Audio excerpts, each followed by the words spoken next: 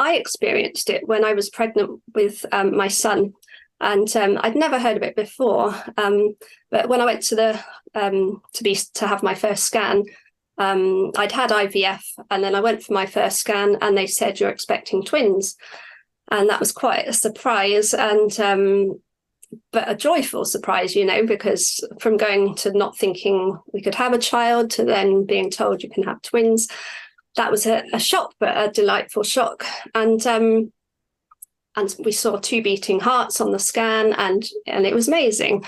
And then we went back to the scan at 13 or 14 weeks, and they said, oh, only one twin remains, and it's called vanishing twin syndrome. And I was just gobsmacked, because I'd had no bleeding or cramp, no symptoms whatsoever to suggest anything had happened or this twin had passed. And they said, oh, well, quite often the surviving twin absorbs some of the cells and the DNA from the vanished twin. And so I thought, wow. and it was really strange, because my husband just wasn't that bothered. And I thought there could have been two, and now there's one. And it took quite a long time to get my head around it, to be honest, because it was like a miscarriage, but it wasn't, because there'd been no signs or symptoms. And so I started, my son was born healthy. He's now 16, doing fine. But weirdly, actually, as a side note, I had donated eggs for a childless couple.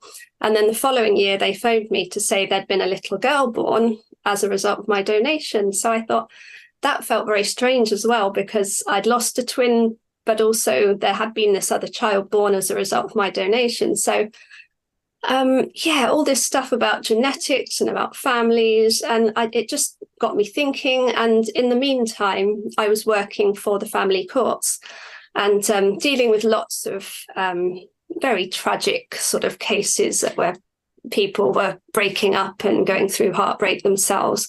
Anyway, I carried on thinking about this vanished twin, and I started reading up about it as well, and I learned some really fascinating stuff about it's called chimerism.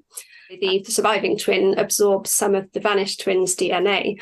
And in 2014, I think it was, there was a man who underwent, he'd gone through IVF the same as me, and when the child was born, he was told that genetically the child only had 25% of his DNA, and the other 25% was, so 50% was from the mum and 50% should be from the father, but it was only 25%, and it was actually the father's unborn twin.